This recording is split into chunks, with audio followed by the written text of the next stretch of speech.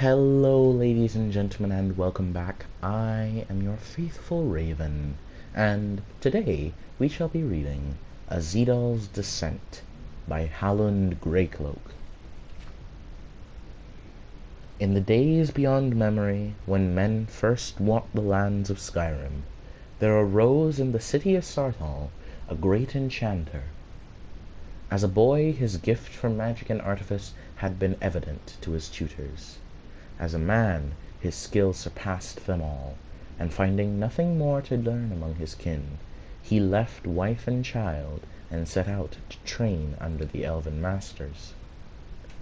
A year became 2, then 3, and when finally his path led him back to Ahzidal, he found only ruins, for the elves had sacked the city, and all that lived there were dead or gone.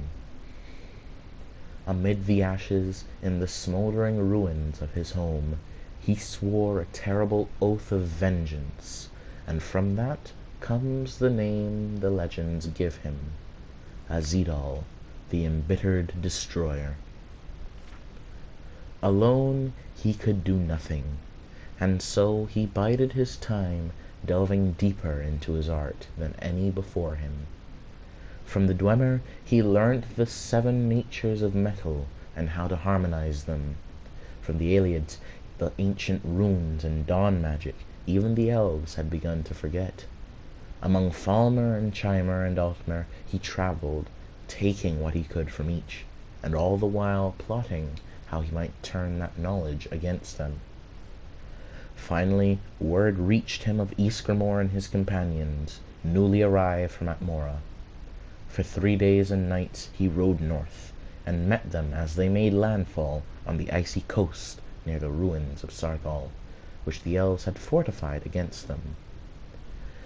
He offered the companions his service and all he had produced in his years of labor, and with Atmoran steel, imbued with his enchantments, the elves fell before them, and at last he had his revenge. But he was not content.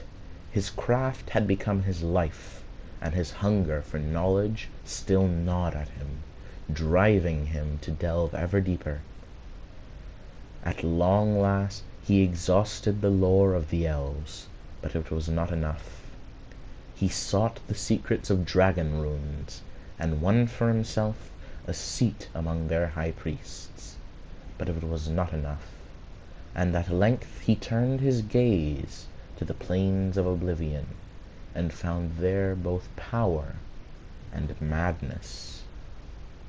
Some say he ventured there, never to return. Others that he was betrayed by his fellow dragon priests, and killed or driven into hiding in the ruins beneath his beloved Ahzidal. Among the Skald of Solstheim it is said he fled to their island, and was sealed in the depths of Kolbjorn Barrow, together with the last of his relics. But that is the tale, as it was told among the bards of Winterhold.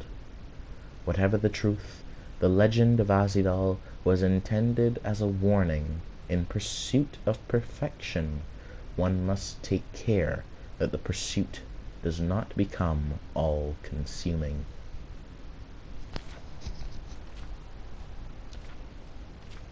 Ahzidal was a city during or before the First Era that served as one of the first strongholds for humans in Skyrim. It was destroyed by the Snow Elves, who feared the men because of their hostility and their growing numbers.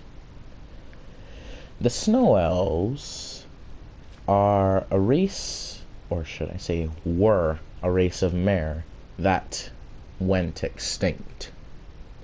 They existed in the First Era in Skyrim, and when humans had driven them to the brink, they sought protection from the dwarves. This didn't work out well, and the dwarves, or the Dwemer, corrupted the Snow Elves into wretched, eyeless, subterranean creatures that we know as Falmer, a term which is incorrectly used in this book because Falmer is only used as the name after the snow elves were driven underground. We can see how long ago this story is set due to the presence of the snow elves and due to the presence of the Chimer, the race of elves that were cursed to be the Dunmer, or Dark Elves. It seems to me that elves are very susceptible to corruption and change. I believe that Ahzidal in the story could also be Mirarak, who we meet, who is the final antagonist in the Dragonborn DLC. We find him in the Plane of Oblivion, which is ruled by Hermaeus Mora, who is the Daedra of knowledge and mysteries. The moral listed in this book is, in my opinion, flawed. It wasn't Ahzidal's search for perfection that drove him to madness, but his quest for revenge that had tainted his thirst for knowledge. Without the vengeance that he had built his life around, he had to search for grander and more dangerous things to fill the abyss within himself. Thank you for watching. I hope you enjoyed this book. If you didn't, leave a comment and tell me why. If you want to subscribe or not, do whatever you want.